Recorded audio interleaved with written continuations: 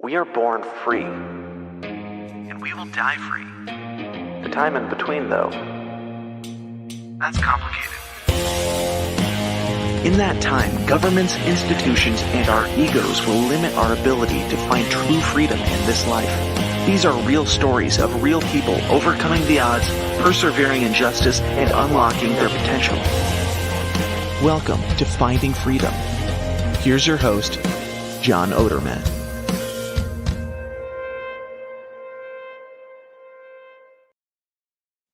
Hey, welcome back to another episode of Finding Freedom here on the Lions of Liberty Network. And welcome to everyone who is watching live on Facebook, YouTube, Twitter, Rumble.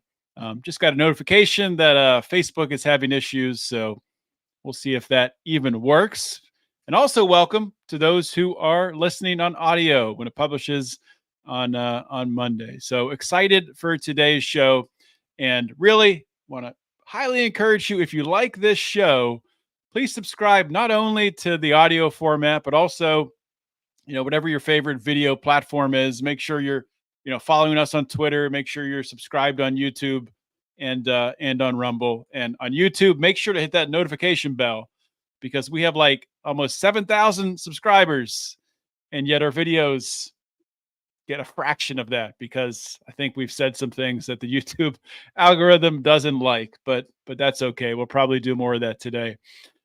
Speaking of today, I want to bring on my guest, who is a repeat guest. I don't think that Dan, my guest today, Dan Wise, I don't think he's been on the show since I renamed it. Previously, Felony Friday, now, of course, Finding Freedom. And when Dan was on the show previously, we talked almost exclusively about his career, his vocation as a prison consultant, and how he got into that, and really what that was all about. We also talked a little bit about, at the time, he had a YouTube channel, and maybe still has it, around the prison consulting business. And I was telling Dan pre-show that one of the big things that got me into doing video at all was his YouTube channel, and seeing that, he showed me his setup, how he was able to do it. So it's like, I just got to buy some lights and get a little webcam, and I can do this. So Dan, it's great to have you back on the show. Welcome to 2024, John. Look at you, all videoed up, mustache, looking handsome as ever, my man. The mustache. Yeah. I don't know how much longer I'm going to keep it.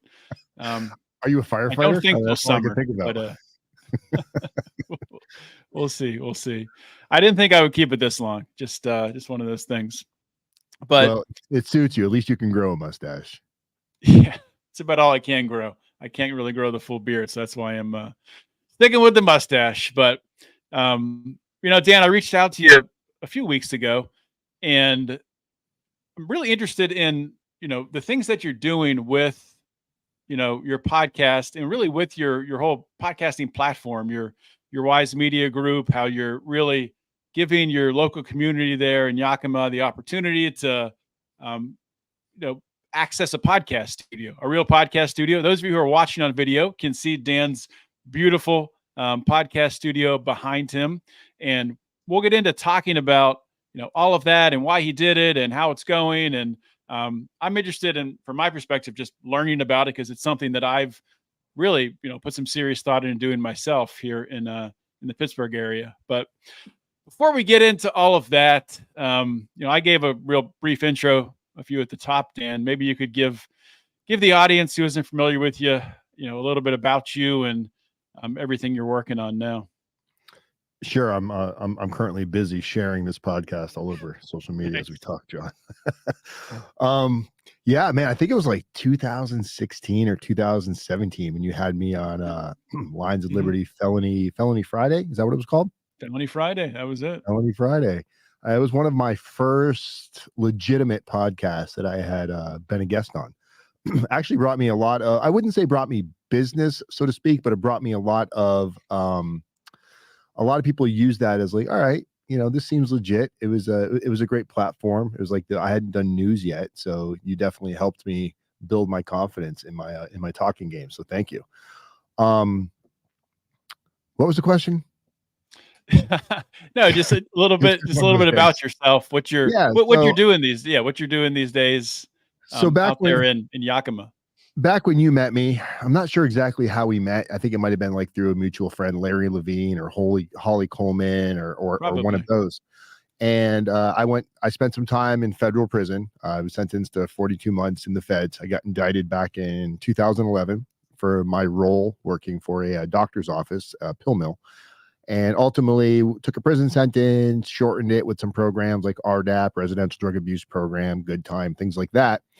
But then when I released home back from prison, I started to create content around the idea of how to better mentally prepare an individual getting ready to go into the prison system. Not so much of like how to prepare to fight, but how to mentally prepare what you tell your kids, letters to the judge, substance abuse programs, things like that, all surrounding around accountability. And the community just kind of grew. It grew into a until COVID, it was a nice 7-figure a year business.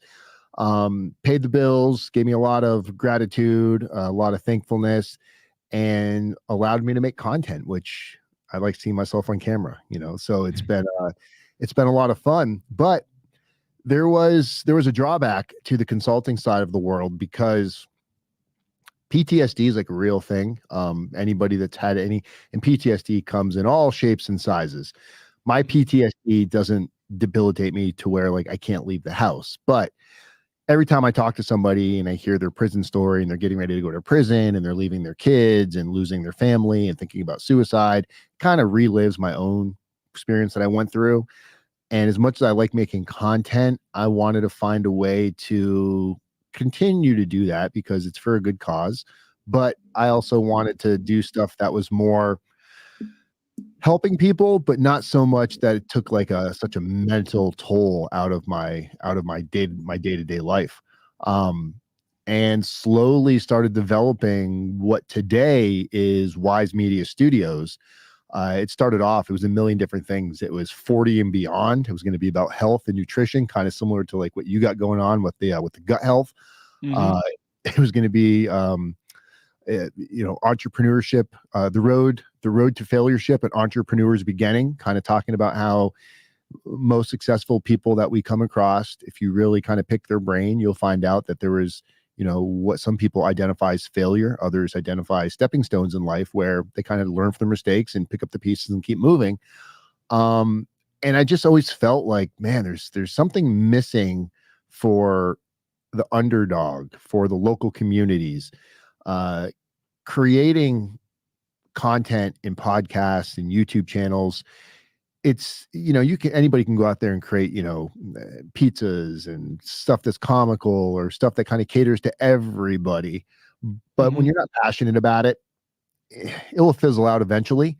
The flip side is when you really find something that you're passionate about, how do you find a way to monetize that? And that's kind of what we're doing here in Yakima. Where even though a lot of our content does cater to, a wider audience outside of the Yakima net, our main priority and our main focus where we spend our advertising dollars, we really kind of spend it on Yakima and the immediate surrounding areas. Okay. Yeah, yeah. What you were just talking about there, it's interesting. I've been thinking about this lately. Because obviously with Felony Friday, I interviewed a lot of people who had been through and were going through, some really difficult situations, navigating the prison system, navigating life after prison. And then with Finding Freedom, I've interviewed a lot of really successful entrepreneurs, a lot of people who are, really, into health and fitness, who have, that down, down to a science.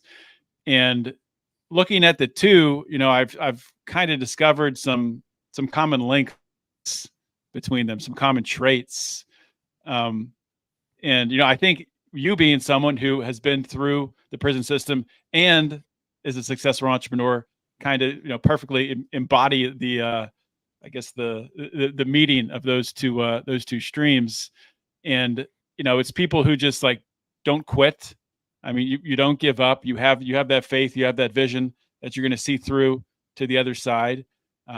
It's people who find something that they're passionate about, and maybe that passion, is something when they're in prison that helps them that tunnel vision to get through it.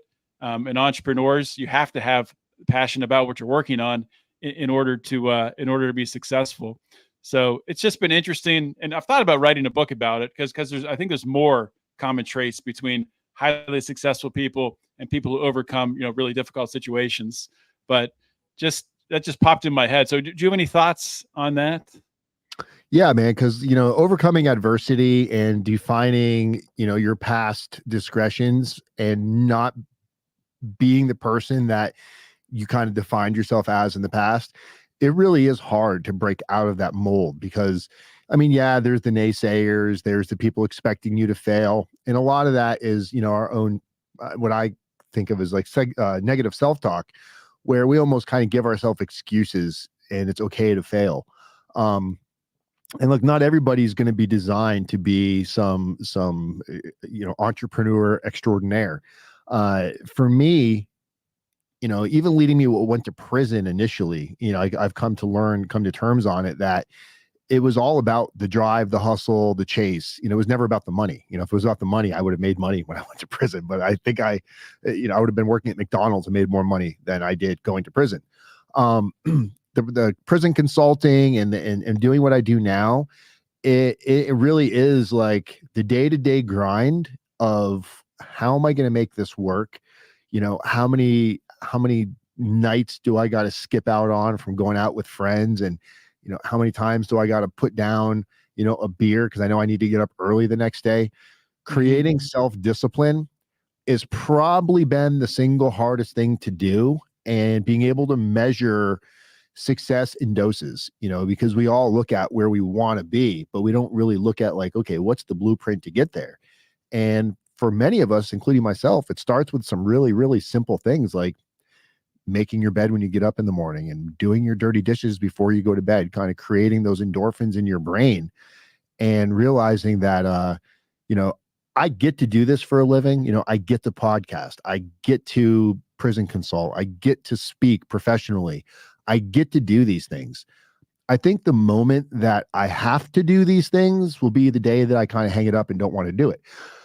Because that's part of the beauty in this is we get to do this on our own terms. And platforms, they come and go, Rumble, YouTube, Twitter, X, all these companies, we have to find a way to fit into the algorithm. But at the end of the day, you and I, we get to do the things that we want to do because we're willing to put in the hard work. So when the opportunity does pop its head out, what others might look like, oh, you got lucky, but it's really preparing yourself to identify opportunity when it presents itself, because so many times opportunity presents itself to individuals and they're not willing to put in the work to go after it, and then they'll have a undesirable excuse as to why it didn't work out. Yeah, I think that's such a great point, that success in small doses, that consistency over time. I mean, it's vital. I mean, especially in podcasting, especially in content creation in general.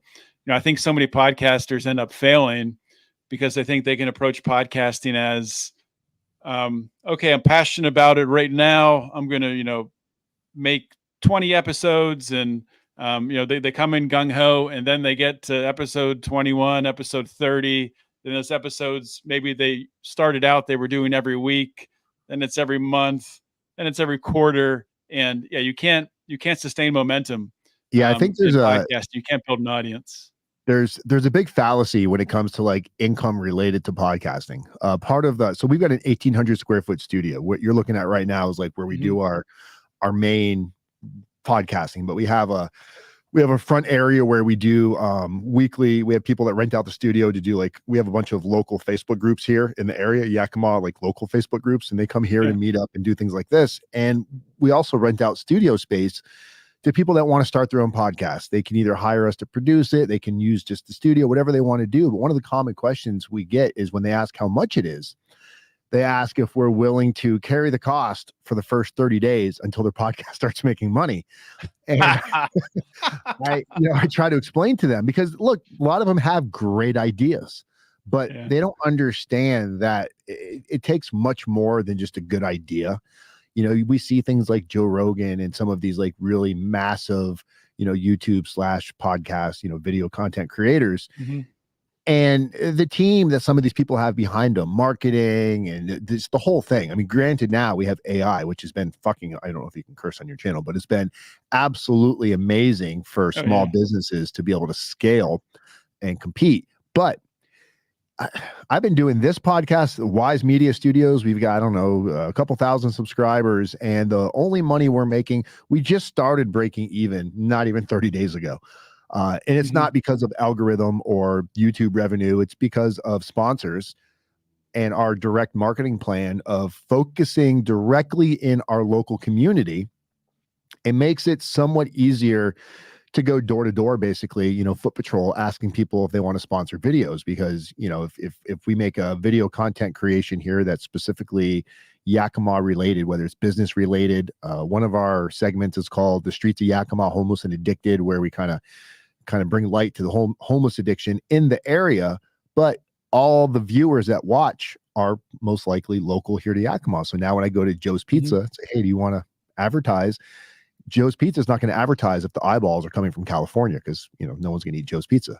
So that was our game plan behind the marketing strategy, and it's finally starting to, like, I was getting nervous. I'm not going to lie. Like, we're dumping about 10 grand a month into this process, and I was like, man, how deep can I go before before I got to pull the plug? But yeah, we you know, hard work. We've been, as you know, I've been at this kind of concept for 7-8 years now.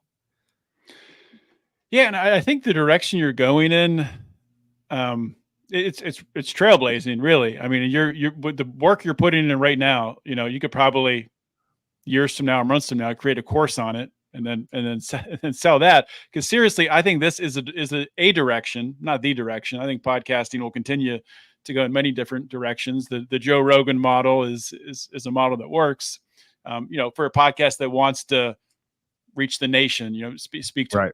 a huge audience. But community-based podcasting, like you're talking about, where you can bring into a you know, a niche, whatever you say that word, in a community, and then, like you said, start to market those local businesses. Local business owners can come on the podcast, and like you talked about, that viewer, that watcher, that listener, whatever, is so much more valuable to the marketers in that local community, because they're right there. They can take action. They can buy products, services the next day. And I had on a friend of mine, Chris Spangle, a few weeks ago, maybe a few months ago, and he has a startup in Indianapolis, which is doing something kind of similar to you, but his is more focused on not having a hub, a podcast studio like you have, but rather taking the podcast and having people podcast in coffee shops, in restaurants, in places out in the community, and hosting get-togethers that way. So I think there's a lot of different directions to go in, and I think right now you're kind of on the forefront of it. Yeah, you know, and there's really no bad idea. It's just, again, we're limited to bandwidth. You know, I'll see master of many, or what is it, jack of all trades, master of none type individuals, where it's like, yeah, all these ideas are fire, but you have to you got to get your foot off the ground with something to start building yourself some kind of credibility. And so we moved into this building. We're in a super cool building in downtown Yakima. It's the Larson building, which is the tallest historic building in Yakima, and also happens to be like it's crazy how less expensive things are here versus what it was in South Florida. Let me ask you something about Yakima, because Sure. I'm only familiar with Yakima because Oh boy, you're gonna make me look I used to foolish here, know. John. I'm still learning. I used to have a mutual friend that lived there. Like, literally, I only knew the name. I know nothing about Yakima. I'm on the other side of the I always country. thought it was a bike rack, honestly. So for people like me, can you share like the size of the city and, you know, some details about it? Population wise, I honestly, I don't know. I will tell you, it's small. It's a small town. Everybody tends to know everybody, which is good and bad. We've started, so we've come under some fire already. You know, I'm quite the outspoken individual, and part of our thing that we do here is Spotlight Business Thursday, where we interview local businesses. Well, with that, also we get people that bring us information on not so good businesses, kind of scammy, shady, a lot of construction, HVAC. So we started doing segments, kind of like editorials, where we're creating a blog post and we're, buyer beware, to where we've done a couple. We've done one on a local company here called Coastal Farm and Ranch, which is like your typical farm and ranch store. You get hay, cat food, all those things, where they got a cat problem. So they've just been handing the employees BB guns to go out and randomly like rid of these cats, which doesn't work. You're hurting them, you're injuring them, you're getting infections, and really it's inhumane. So we started posting on that, and we've gotten a lot of pushback. We've gotten our windows have been shot out in the building already. Wow. I've already had death threats. We just did a piece on a local guy here who's collected a bunch of money up front for HVAC services and then never showed up for the jobs. Did some research on him, found out he's got several lawsuits pending against him, things like this. And, we have a platform where we're starting to expose this, we're growing really fast, mostly because of that type of stuff. So, I caution anybody in a small town, if you live somewhere small and you're going to start a podcast, you got to remember, you're going to be commingling with these people. You're going to be out in public. It's easy to create a target on your back. I'm personally okay with that. I kind of knew what I was getting myself into before I did it, but it is a different world. It's not a very big space at all. It's very small. How did you end up in Yakima? Because I think the last time I talked to you, you were in Florida. Yeah, Miami. About as far as you can go, 3,500 miles to be exact. So my fiance, Shelly, who was also on my federal indictment, she went to federal prison with me. She's originally from Yakima. Her grandfather got sick. Her brother had a baby. After COVID, our $1,800 apartment in South Florida went up to almost like $4,000. It just got unbearable. To be able to do the things that you love to do. I always used to joke around about South Florida because it's kind of like a very islandy state, and you've got the wealthy entrepreneurs that are enjoying the life there. But then the average person that works in South Florida, the only way they're really getting to these country clubs is kind of if they're the help, if they're the service, if they're working there.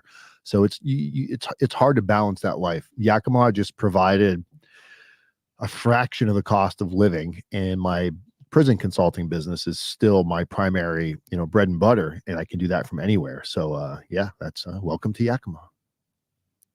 Yeah, a digital nomad in Yakima. That's awesome. So what are you talked a little bit about some of the services that are offered through your podcast studio.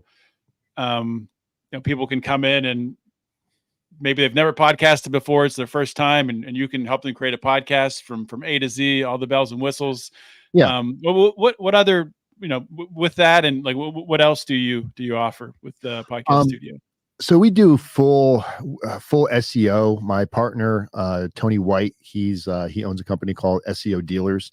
So we do everything from website creation, promoting your website, social media migration. We've gotten heavy into AI specifically on the bot side of integrating AI with your social media platforms and your physical websites, or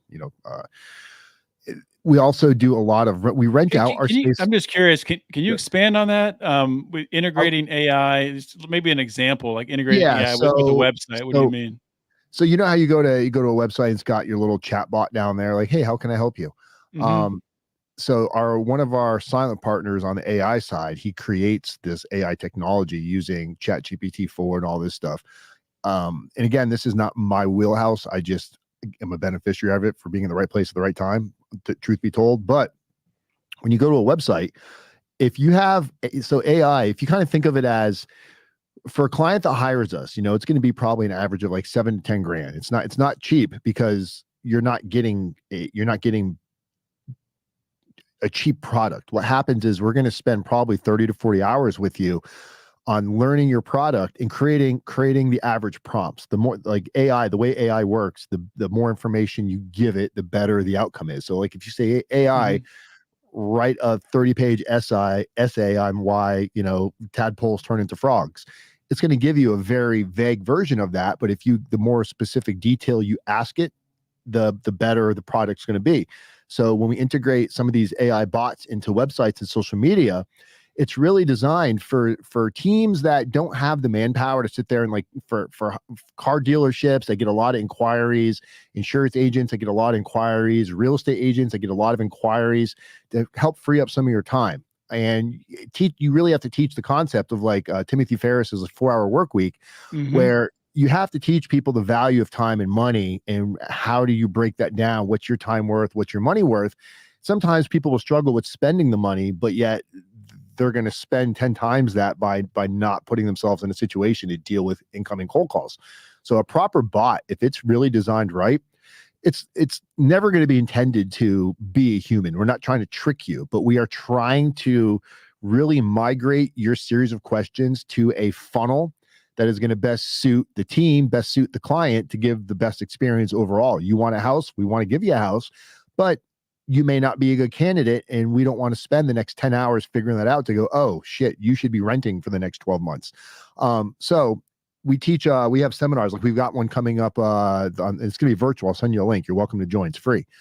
April 6th, we have guest speakers come in, and it's really all about how technology has evolved into where we are right now. And we should stop looking at it as like a bad thing. Like a lot of people are afraid of AI. Oh, it's going to make us dumber. It's going to take our jobs. It really, if you use AI right, it expands your brain because it's actually teaching you how to critical think a lot better. It's when you put in a prompt to AI and you're like, fuck, that's not what I wanted it to do. You've got to now go rethink that question to ask the question properly. And if you did that, and most times, I mean, how many times does somebody ask you a question? You're like, well, what are you trying to say? Like they just can't get it out because they're not used to communicating in a pro-social kind of environment.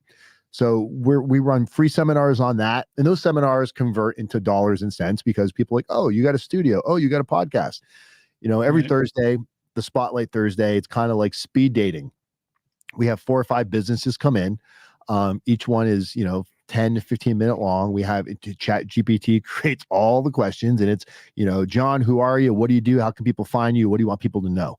One of the questions, though, when you fill out your form is, are you interested in just being on our Spotlight? Are you interested in also being a sponsor? So we get a lot of our sponsors. We've been getting about a sponsor a month from that. And sponsors range anywhere from like $500 to $2,000 a month, depending on, what level of involvement they want to be.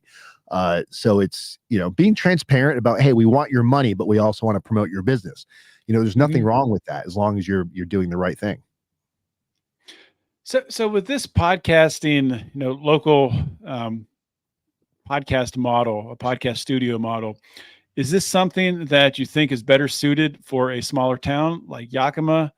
Or, is this something that obviously, I guess if you just open one in a bigger city, like if you open one in LA or San Francisco, the problem you could have multiple. That's the problem. So we tried doing this for a year in between South Florida and Melbourne, Florida. And we got like next to no traction. Because there's other studios around. You're not the only guy in the neighborhood.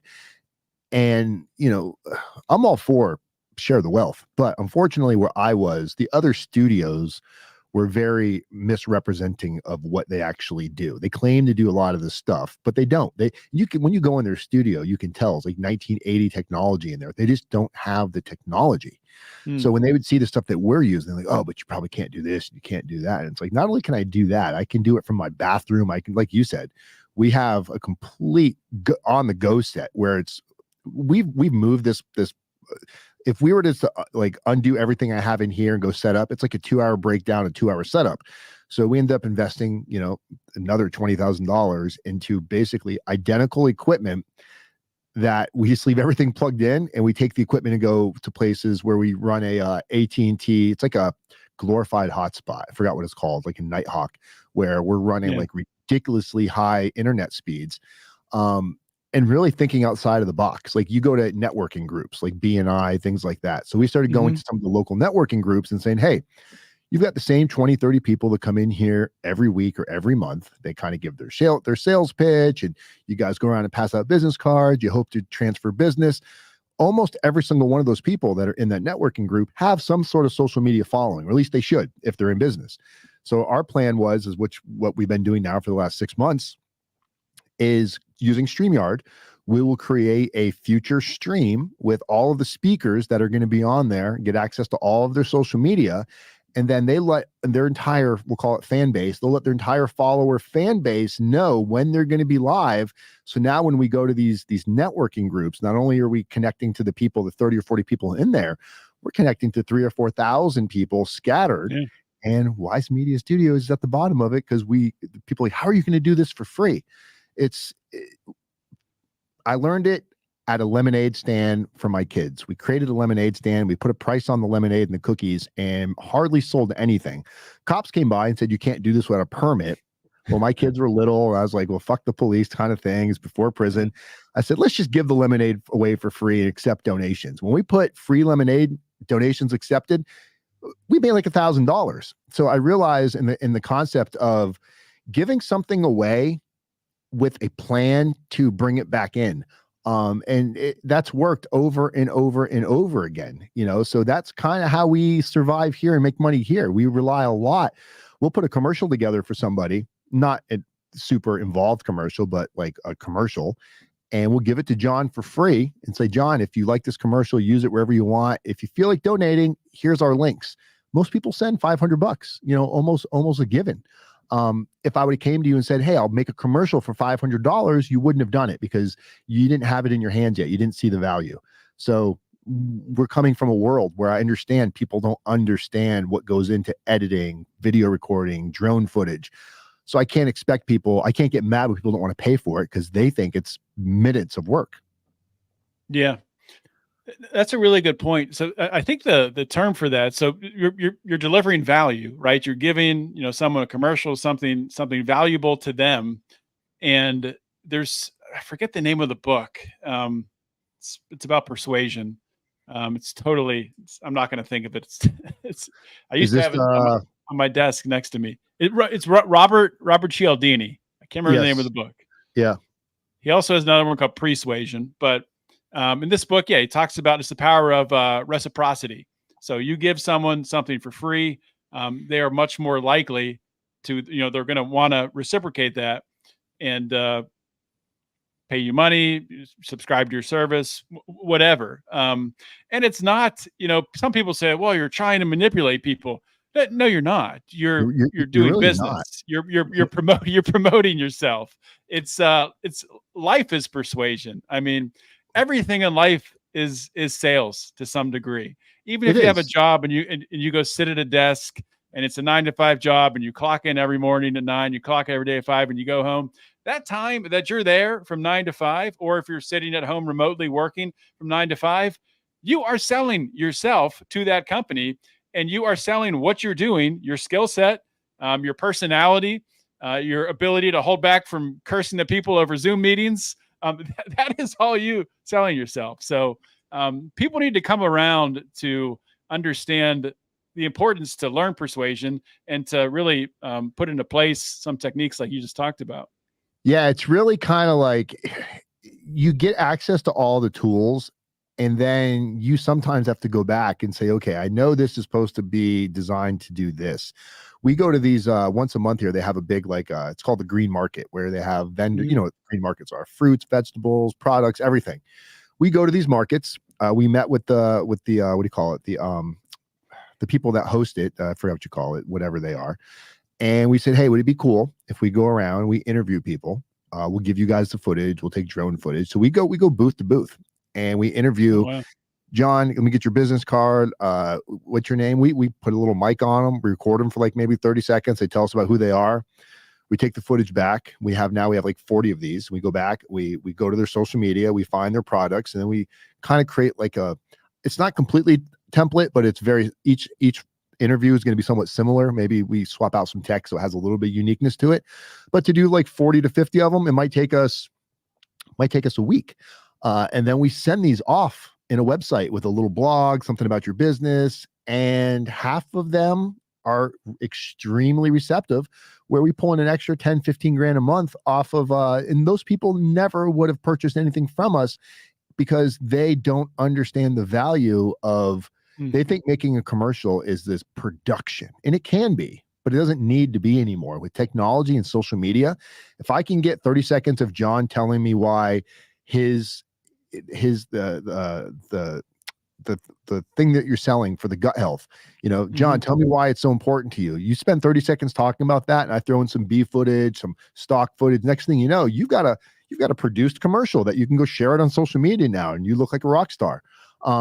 That's, we found a way to kind of like do that in a way to where people are extremely happy with it. The news has jumped on it. Doing stuff for the right reasons doesn't mean you have to be selfless. You just can't be an asshole. Like we do every Christmas, we do the Grinch Who Stole the Christmas podcast, where we do this big production where we have the Grinch come in, we have kids sitting here, and it's live streaming and there's presents.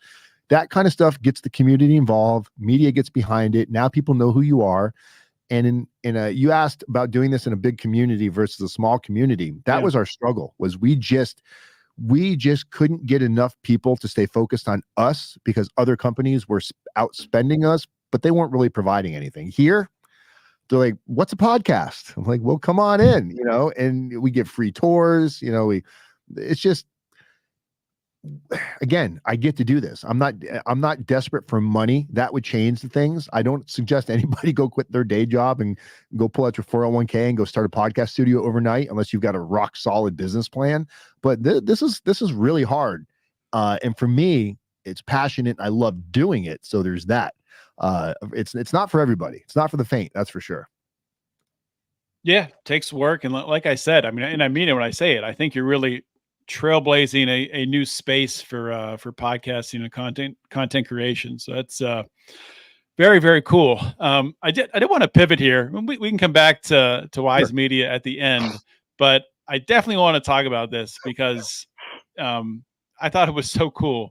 And this was several months ago on Facebook. I noticed that you were posting about this duck that you had you found on the side of the road, and you were nurturing it back to health.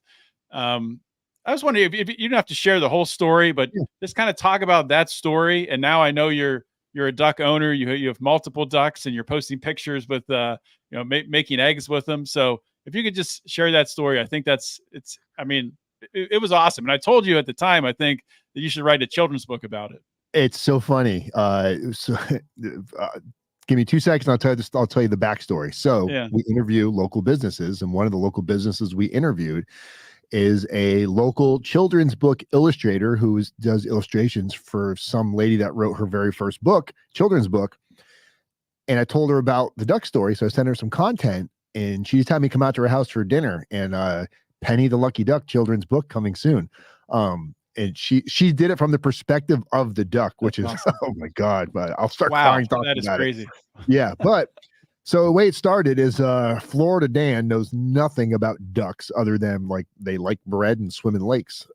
Shelly and I, we've got pets at home. We got dogs, cats. We've got two lizards that hitchhiked from Florida to here as eggs in a Florida plant that we brought with us. And a month later, 2 little baby lizard eggs hatched. So I've got lizards.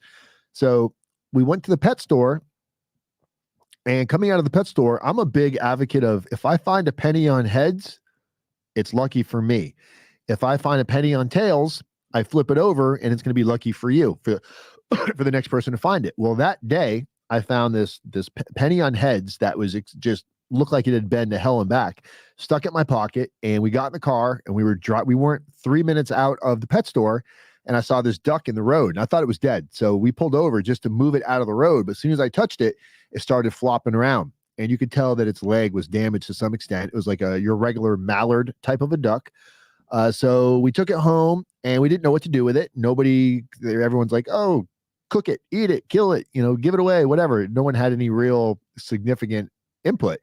We brought it to the vet, had to amputate its leg. So now we're like invested a few $100s into this duck. So we ended up naming Penny the Lucky Duck, and she actually, I don't know if you know this, but she passed away. She only lived for about 2 or 3 weeks.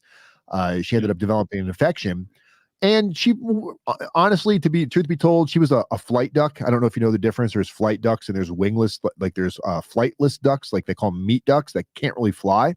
Okay. So we got Penny a friend, And then Penny died. So then we had to go get another. So we rescued another duck named Olivia that was getting like just destroyed every day by a bunch of male ducks. So slowly developed how to like care for ducks, and they're super cool. They're super sweet, awesome eggs. But yeah, that's Penny the Lucky Duck, which is now being turned into a children's book, and I can't wait to see it. Yeah, that's so cool. And it all starts. Yeah, you find a penny, and then a lot of people would see a wounded duck in the street. I'm sure a lot of people did. Just drove past, kept going. But yeah, you guys opened up your home, and by giving, by giving back that kindness, it's opened up other avenues for you. So I think that's a really cool story. Yeah, it's a great way that I vent my because I carry a lot of the old version of me that still has a lot of pent up frustration, anger, pain, hurt, all the things that we all have it. Nothing special. But finding avenues to deal with it and things to kind of like counteract it. And when you focus on some of the really beautiful things that are in the world, being kind, because being kind is not always easy. It's an inconvenience. You got to stop your car. We can't go on vacation because we get ducks at home. So there's a cost that we're accepting into our lives by doing some of these things that, you got to think that through. Not everybody can go rescue a duck. But thank you. I appreciate that, John. Yeah, that's awesome. So Dan, we've talked about a bunch of different things. Talked about podcasting, what you're doing with Wise Media Group. We talked about Penny the Lucky Duck. We talked about your past prison consulting and that business. Is there anything else that you're working on, or anything else that I didn't ask you about that you wanted to talk about, or if not, just any message that you want to double down on for my audience? I think you covered everything pretty good. My life is pretty it's pretty routine now. I get up, come to the studio, we constantly editing content, creating content. We have an awesome video editor, that's always helpful. I'm big in the bartering space. When I got we met a group that they podcast on a regular basis, so we give them free studio space, and in return they do all of our editing for the most part. Nice. So that's been fantastic. I tell anybody, like, if you want to start a podcast, do it the right way.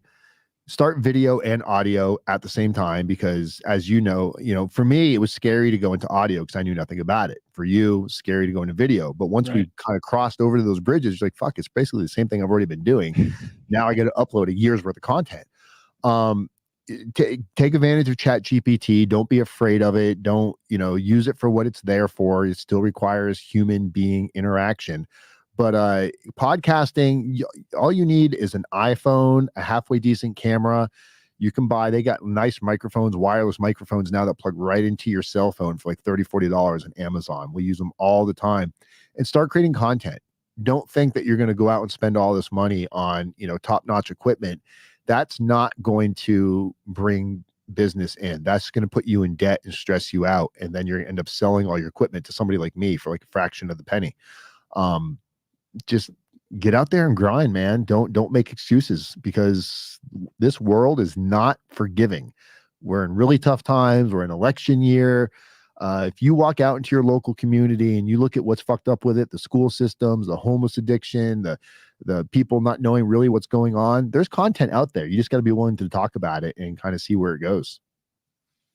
Yeah, it's 2024 and everyone has a cell phone. Everyone can be a storyteller. So there's nothing holding anyone back from doing it, really, at this point in time. Amen. Dan, if you could give your plugs one more time, Wise Media, everything else that you got going on. Sure. So Wise Media Group LLC.com is our website. On YouTube, just if you type in Wise Media Studios, Yakima specifically, all of our content will come up. Our podcast, wherever you can listen to podcasts. I'll send John the link so he can post them in his show notes there. If you want to go check out my prison stuff, my prison story, RDAP Dan, RDAPDAN. We just did a really cool video. One of my childhood friends is Oscar Isaac, who he was Poe Dameron in Star Wars. If you know the name, you know the name. But we just did a video, and we shared for the very first time a clips of a short film that Oscar and I did back in 1997, where I get to kick his ass in the ocean. So if you want to watch that video, It's on our YouTube channel. All right, man. Dan, great catching up with you and hearing about everything that you're working on. Sounds like some really cool stuff.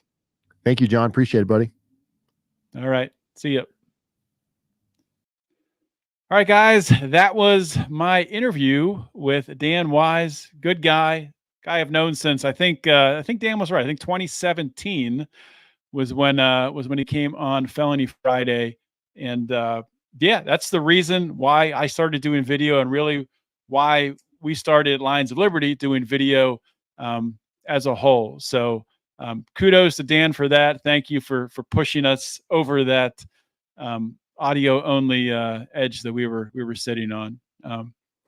Yeah, but hopefully you guys enjoyed this show. I really love bringing on guests like Dan, like Chris Spangle a few weeks ago, who are really pushing the margins and looking for new ways to grow a podcast, looking for new space in the podcasting community, looking to bring more people into the podcasting community, looking for better ways to monetize podcasts. I think it's so important, and podcasting is not getting any easier. I mean, it's getting a lot harder for someone who's been doing this for almost 10 years. It's a lot easier to grow an audience 8 years ago than it is now. A lot easier to maintain an audience 6 years ago than it is now. There's just so much competition for eyeballs and for ears that it's a daily grind every day, like Dan was saying. But appreciate you all tuning in. Check out the show notes page for all of the relevant links. We'll have everything there. And I will see everyone next week. In the meantime, always remember to keep your head up and the fires of liberty burning.